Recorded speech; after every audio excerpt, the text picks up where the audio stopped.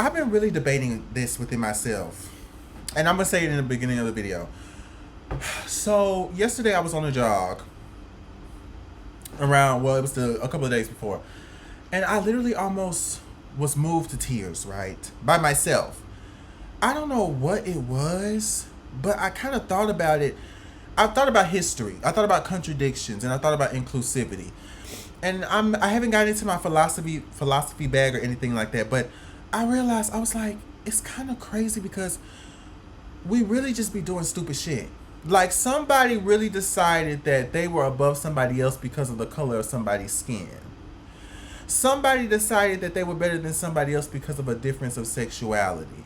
Somebody decided they were better than somebody else because of a difference of body parts, of gender. Somebody thought they were better than somebody else because of the ways of religion, right?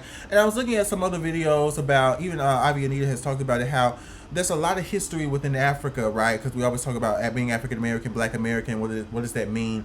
The history of that, how we were brought here, and how a lot before that was a lot of Africans hurting other Africans. Now, this is not to dilute the severity of the situation that happened within America, because that still was very much a very horrific and visceral thing that happened to Black people, and I would never downplay that and make it seem like it was a choice or some stupid shit like that. But I thought about it in the grand scheme of things. I said, at the root of who we are as human beings, we are just very violent people, right? We are very violent people. We are very contradictory. We are very hypocritical. And though we have the capacity and the capability to be, empathetic, to be loving, to be healing, to have a certain type of aura about us that we can care for people, that has been shown within many different places, we like to create different types of dynamics of who's above the next person. And I kind of realized that just with the aspect of inclusivity, how I can have a conversation and we can agree with another Black person about how it's so silly to sit there and look down on somebody because of the color of their skin, but yet they would not sit there and understand how it's also silly to look down on somebody else because of a difference of sexuality. And because there's different types of hierarchies that are made between different subgroups of people, that even you as a Black person being victimized, even you as a Black person being mistreated in society, you also feel the need to mistreat someone else because that makes you feel better. So everybody in some form or fashion is mistreating the other person for no reason. And even funny enough, when people sit there and say, see, that's what we're trying to say. We're saying it doesn't matter. We're saying we need to all sit there and love each other. All lives matter. They only say that to discredit anything that certain group is talking about that might still be prevalent to this day. They want to discredit the systematic racism. They want to discredit the misogyny. They want to discredit because that girl, she's a CEO. That's an interracial couple. That person was able to become homeless and to get this money. Then this person was able to do that. Because we have success stories. The constant rags to riches stories is constantly perpetuated within our media. We are so conditioned to believing that we need to discredit everybody else who is still struggling because they made it, so you should make it too. And it's just so interesting to me because real life is way more complicated than we think. We can't even measure morality just by the way somebody looks. We really can't. I started to realize we're kind of just playing dress up. Not to be negative, saying, it's all doom and gloom. Like, there's good, positive, amazing things about being a human being to experience the world. But some people can't even experience that because they don't have enough money to experience. They have to sit there and live and die working.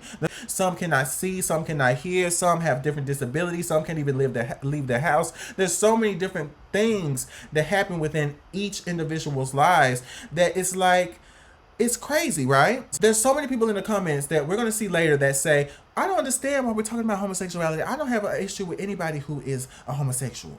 I don't have an issue. And people don't understand that you can still be ignorant. You can still be a bigot without having to voice out your opinion. There's a lot of people who I've seen on other places that are like, I don't understand. People say white people are racist. I can't believe it. And I'm so shocked that this white person was racist. Again, they do not have to be the way that their ancestors were back in the day where they were just out loud with their racism. You could be racist and not have to call someone the N-word. You could be homophobic and not have to call somebody the F slur. You can be a misogynist and not have to be somebody who calls women the B word. You can be these different things without having to voice those particular type of things that you are thinking behind closed doors or acting out behind closed doors. And so this this disingenuous ideals coming from a lot of people from various different backgrounds, various different religions, various different parts of the world, who are really convincing themselves that they can never do any of that, when we all had a part to play in being ignorant towards each other. And it's just really kind of tired.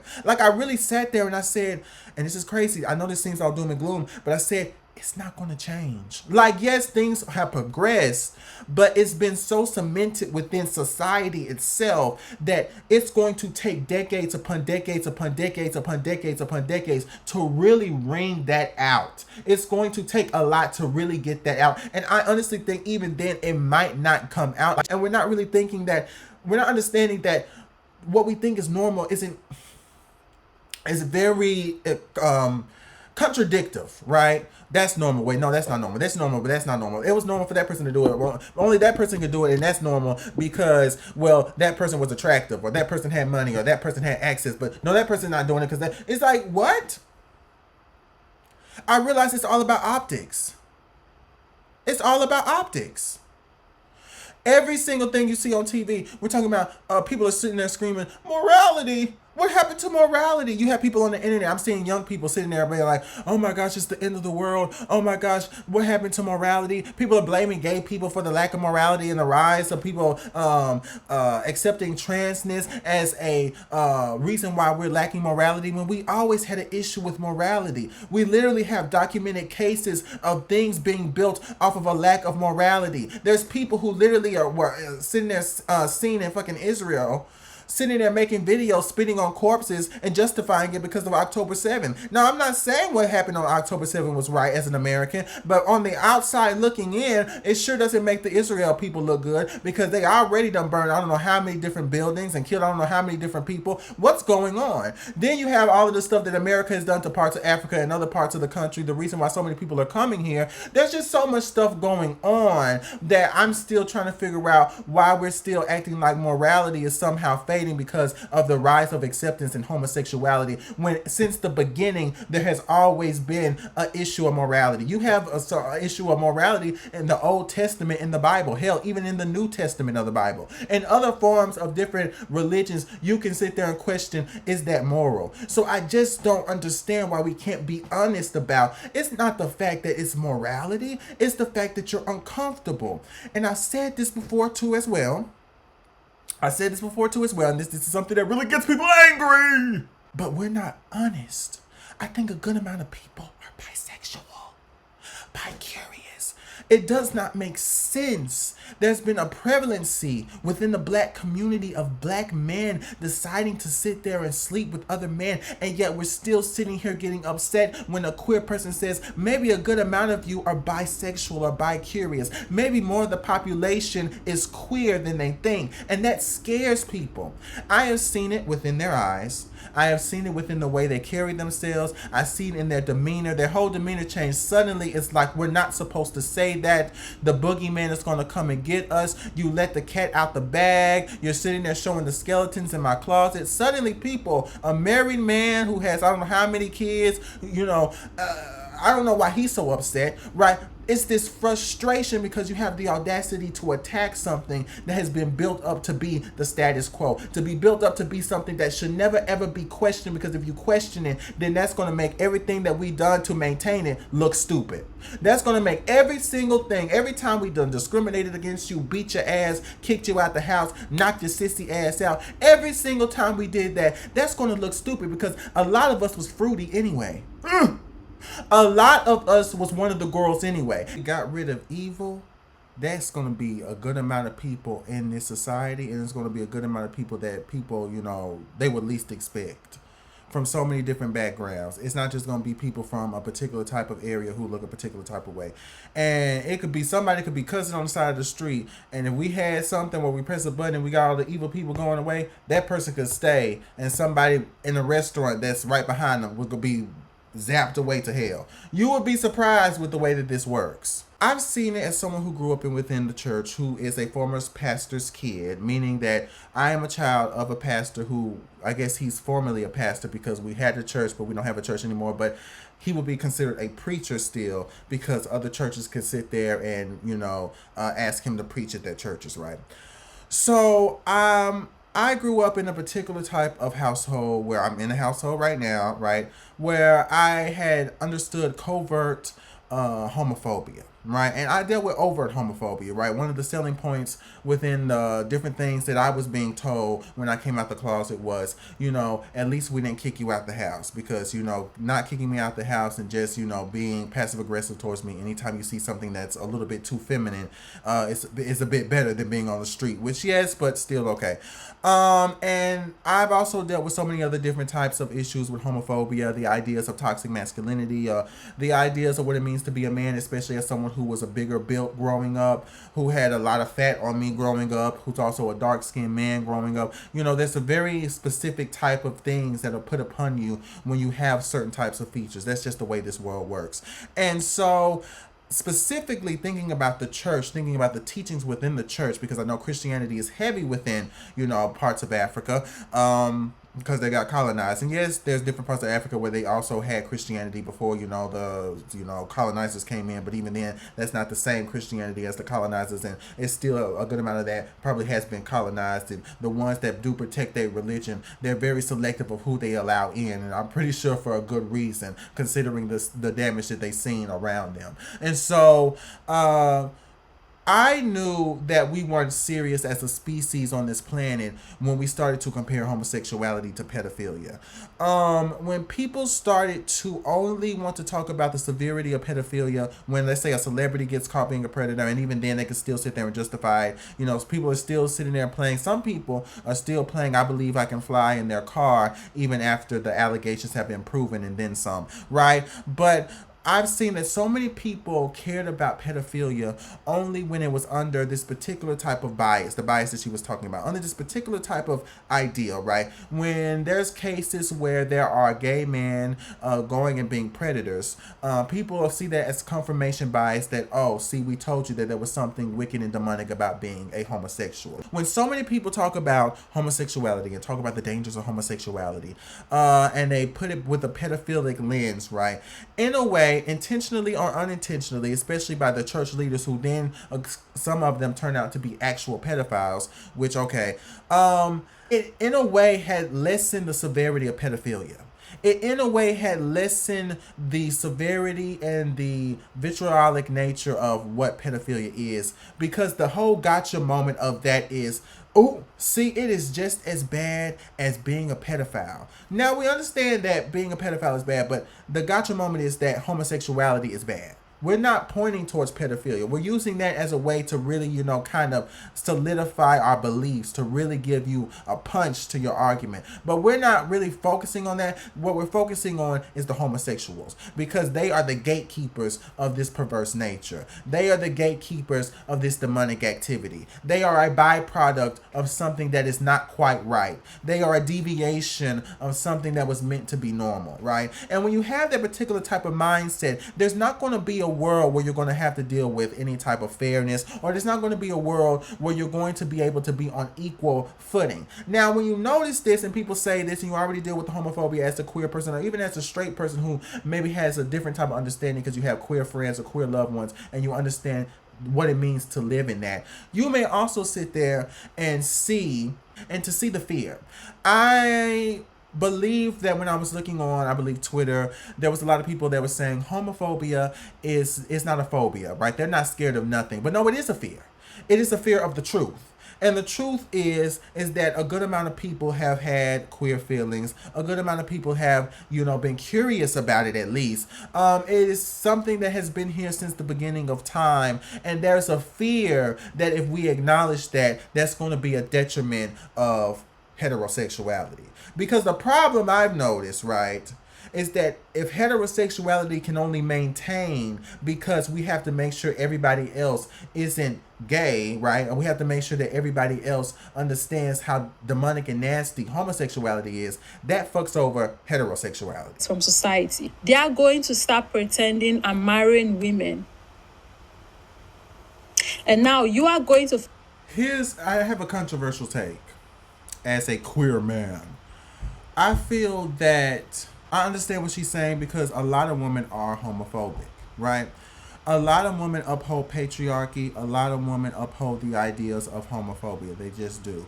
I think the reason we put so much of it onto men because a lot of the noticing how we talk about homophobia and a lot of different things that are homophobic within society, a lot of even gay representation is built around men because again, patriarchy.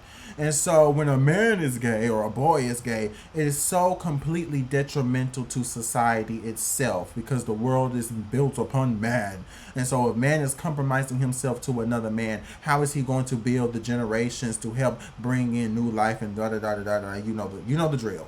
And so it's very interesting to me because I do understand talking about homophobia when it comes to women, but I do feel that it is the responsibility and it is the burden that a man has to have, unfortunately, still to this day, for them to be able to withstand the homophobia, right? I think my empathy has become fatigued being somebody who's dealt with masculine presenting men. And not all masculine presenting men are bad. Not all masked men and straight men and people like that are bad. But I've had my own trauma and issues of being somebody who was limerent for a lot of straight dudes, someone who was desperate, someone who had a lot of different issues and insecurities surrounding men in general, right? A lot of contradicting feelings, I'll say it that way. And so I'm not going to sit here and act like every single heterosexual man or presenting heterosexual man is considered evil for not wanting to come out. I do still think that the way that it's positioned so much so,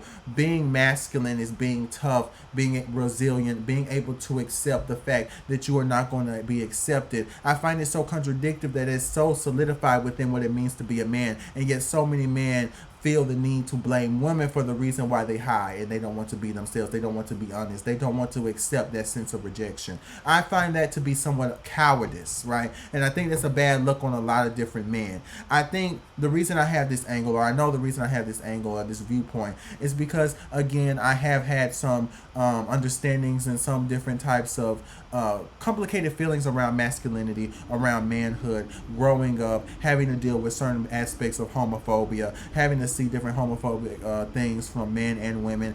And I just feel that sometimes when you are at the opposite end of that, or you are at the receiving end of some of those things, maybe you will have a certain viewpoint of, well, I mean, it's up to you to be able to pull yourself out of this shit. You know, pull yourself up by your bootstraps, be a man, don't be a pussy about it. That's kind of something that I wanted to put onto somebody else, or I feel like you should be able to uphold as a man, because at the end of the day, why should I give you any sympathy as somebody who was considered less than because of my femininity or the fact that I was queer? It's hard for me to have so much sympathy for a lot of different men when they, again, that is at the forefront of not having empathy, being tough, being somebody who does not want to look weak. I'm like, okay, if that's the case, then be honest. Be honest by the fact that you are somebody who likes other men. Be honest with the fact that you are somebody, you don't have to tell the world, but be honest with the person that you're with, that you had it. Don't go around and not tell anybody because you're upset that somebody's not going to accept you. You're upset that you're going to lose your friends. You're upset that somebody's going to mistreat you. That's the same shit that the feminine gays had to deal with. That's the same shit that the trans girls had to deal with. A lot of these feminine counterparts that get mistreated because of the aspects of desirability within the community and outside the community. You know, because of that, you know, there's a whole different type of issue that you have to deal with, or a whole different, not every feminine gay, but even then, a whole different type of reality that you had to exist in. So to see somebody who is representative of a man go around and say, I can't be honest because, and I'm just going to shoot and kill somebody, or I'm going to shoot the man I was messing with, and I'm going to shoot the girl that I was with, and that's still happening to this day. It's a specific kind of cowardice that first I believe started with fear, genuine fear, and I understand the fear and I understand the pain of it, that turned into something else and something dark and something nasty, and they use it as a justification for their actions because, well, you don't understand what it's like to be a man. I most certainly do.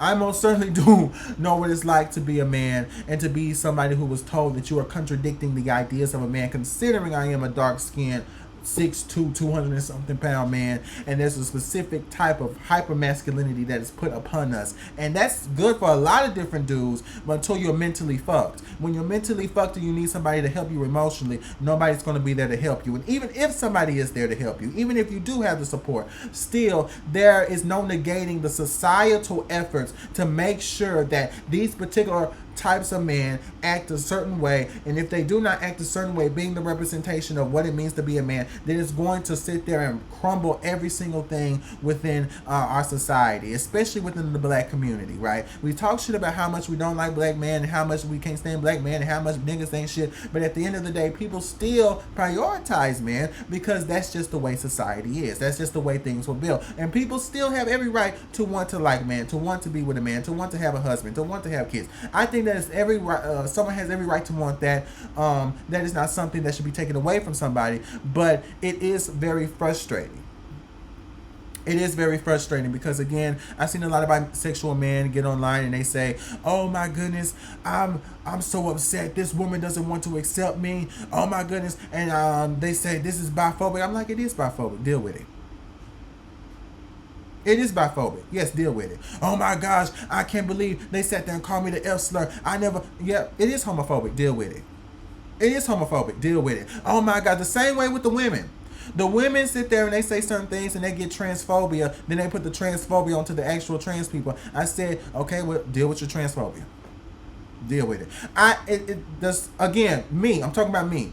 A certain outlook I have where I'm just like, deal with it.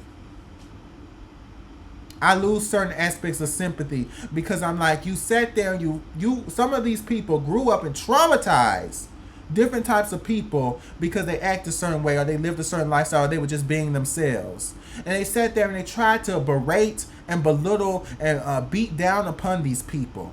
Whether they fought back or not, I don't care if the person was swinging on your ass and your ass got popped. Still, you should have left them alone to begin with. I don't even care if they defended themselves because at the end of the day, they shouldn't even have to do that to begin with. There's too many people that go around and they give so much leeway to people because they're upholding this idea of normality, and that's just the way it is. And so I think certain people in certain communities, there's only so much you can give. So, I understand that the women are homophobic and the women that be saying stupid shit. I do. But I'm not shocked by that. Because before I was even introduced to their homophobia, I already had a good amount of it coming from niggas who look like me. So I don't need to sit here and be shocked that sis is talking shit. I think she's silly for being homophobic anyway. I'm not talking about Ivy, by the way. I think she's being homophobic anyway. You know, I'm not sitting here worrying about it. If she want to be homophobic, okay. If that works for her, sure. I don't see how it does. But if that works for her and she gets her a man, sure. Enjoy your life. But at the end of the day, at the forefront of that will be the responsibility that men have. So men have to be able to be willing to deal with that, because if you can't deal with that, that contradicts every single fucking thing that was laid down on how men are supposed to carry themselves in our society. That contradicts so much and shows just how much we bullshit as a society when we talk about what men need to do and what they can't do. That contradicts so much. The same way we sit there and say, oh, it ain't that serious, and then a little boy wears nail polish, and all of a sudden everybody's shaking in their boots. Oh my gosh, and every little boy's gonna wear nail polish, then every little boy. It's like it becomes this big thing. So I feel, this is just how I feel about it, that when we're sitting here discussing this, that yes, I understand what Ivy Anita is saying. I understand what she's saying, you know, because she is a woman. She has every right to sit there and talk about certain things with women, right? She's saying, you know, we need to hold women accountable, and we really do, because they have said a lot of homophobic and stupid stuff. But again, it is up to the man to sit there and say, I am bisexual. There's other bisexual women that like bisexual men, especially if you're mask presenting, you act like a man, as they say. I don't understand why we're sitting here being in the closet. I don't understand why we're sitting there doing that. Some of them have romanticized the ideas of hiding, the ideas of doing stuff on the low, because they somehow take the different types of prejudice that they have been put on, that has been put upon them, and somehow made it into a kink or to a fetish. I'm surprised that we haven't had any queer psychologists or people in the field of study who's even sat there and made that theory or idea that somehow these groups of people or a certain group of people have taken the different prejudice and somehow romanticized it and made it into a fetish where they feel justified in sitting there doing shit behind their wife's back, behind their partner's back. Tell your wife that you are a homosexual or that you're bisexual and call it a day. We shouldn't have to sit here and have these conversations in 2024, 2025, and the 2020s. We supposed to be having 2020 vision, and yet still some of these niggas can't see beyond their own shit that has accumulated in front of their fucking face because they keep sitting there saying a whole bunch of nothing. Instead of doing what the fuck they need to do and be an adult and take responsibility for the fact that you need to be honest about who the fuck you are. Cause isn't that what real men do? Isn't that how real men act?